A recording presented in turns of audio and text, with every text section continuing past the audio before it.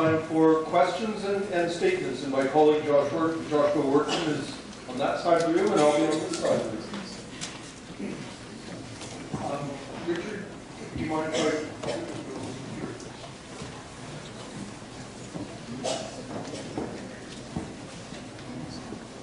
Good evening. My name is Marcel Brooks. I don't really have a question, just another statement on this issue.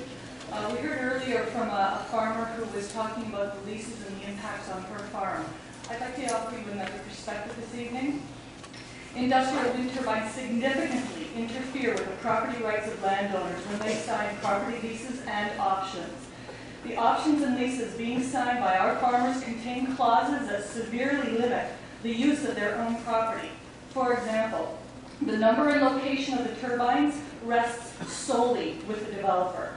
The 550-meter setback stipulated in the Green Energy Act as a safe distance turbines must be from people does not apply to the home or barn of a farmer who has signed a lease. The location of roads, transmission lines, and substations are determined by the developer. The developer has a right to provide security and patrol the area 24/7.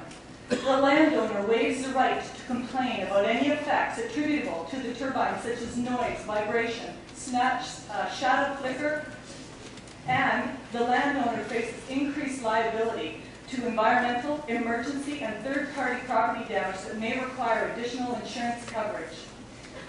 The lease agreement provides for the unrestricted right up to the property, and anything inconsistent with the operation of the wind plant will be denied by the wind companies. So they can't sever their properties, they can't build silos, they can't build new barns because it impedes the wind of the turbine. Fortunately, landowners are becoming increasingly wary of the long-term contracts they are being asked to sign and the high-pressure sales tactics being used. Bottom line, wind turbines are not beneficial for farmers. Thank you.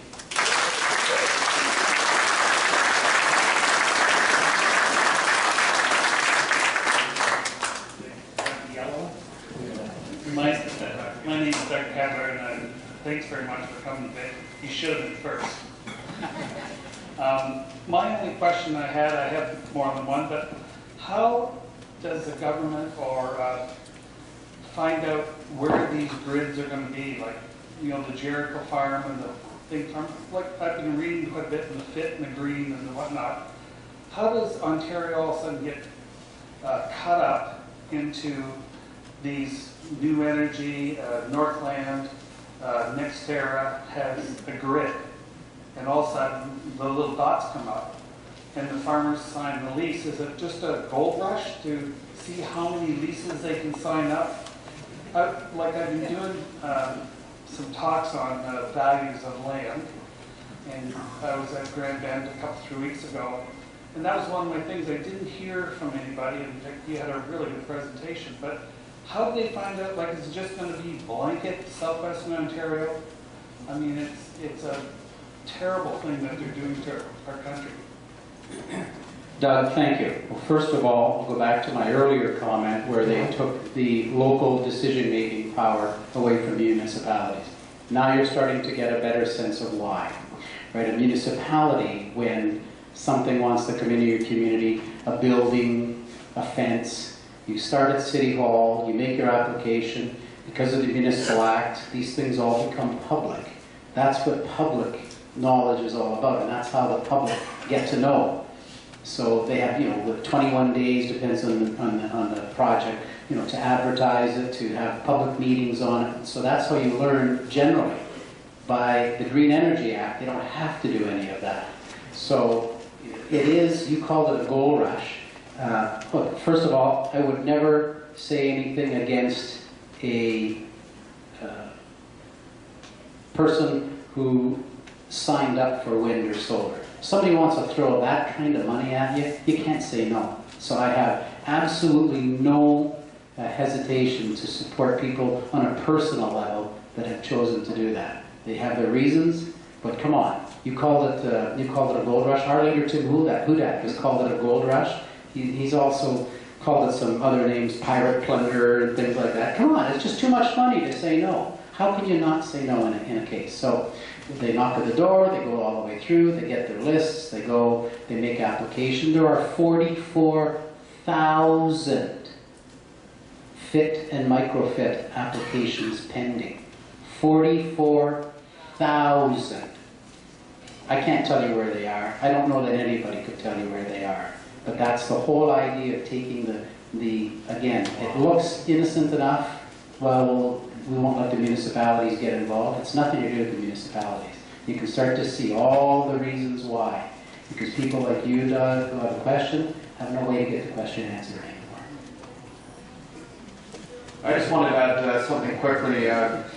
You know, the greatest injustice of this government, I've said this time and time again, is sitting in Toronto telling us where these wind turbines are going to go. For all of those who don't know, so far the government has slated 700 turbines to come to Lambton, Kent, Middlesex. I mean, we haven't seen nothing yet. And with the property values, I'm surprised that we didn't talk about it that day in Grand Bend actually, but a CBC report I remember came out during the election showing that property values could drop at least 30%, so it's pretty scary stuff. But anyway, 700 turbines in Lambton, Kent, Middlesex, and it's phase one, yeah. So that's what I said, we haven't seen anything yet, so scary times ahead. I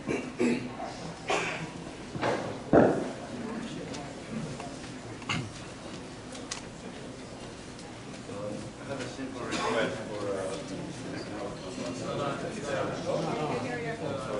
is it better now? I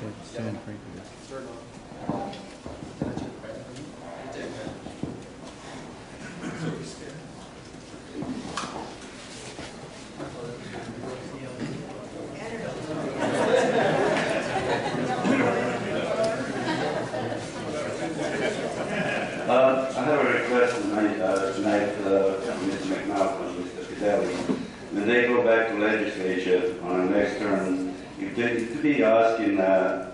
McGuinty and his energy minister, Mr. Bentley, if any of these guys have received any payments from these big companies coming from the States, just in case in the future we do have to question that stuff, we'd like to tell it to you and the constituents if that's actually happened. And we know that it happened during Mulroney's era, when he got paid for the planes. It also happened during Mr. Gretchen's era, that he got paid, or paid his colleagues from McGill. I'd like to see that happen in the legislature. Thank you. Is it on? Oh, you can hear me. Duly noted. That's all I can say on that. But I will say one thing that wasn't talked about tonight, but in the Auditor General's report, which came out in December, really slamming the Green Energy Act and McGuinty's handling of it, he actually said that the Premier's office signed a deal with Samsung, $7 billion we now know, without even consulting his cabinet. And that was released publicly by the Auditor General. I'm surprised that it wasn't picked up on much really in the media, but we really tried to push that aspect because what kind of system are we living in where the Premier of Ontario can make a decision worth at least $7 billion? So that's all I can say on that, but duly noted on your point.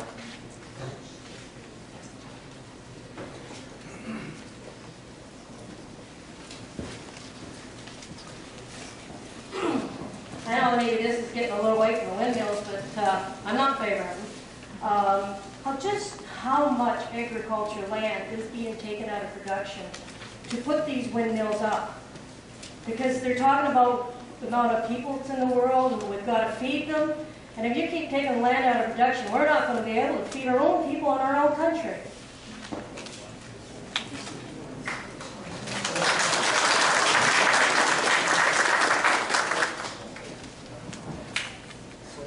Yeah, well, the numbers vary. Mary earlier this evening mentioned 1 acre. Some folks from Bruce County Federation have done their own studies, and they're talking 3 acres. And then it comes down to the compaction of the land and whatnot. I know St. Thomas had the International Plowing Match down here in about 2009.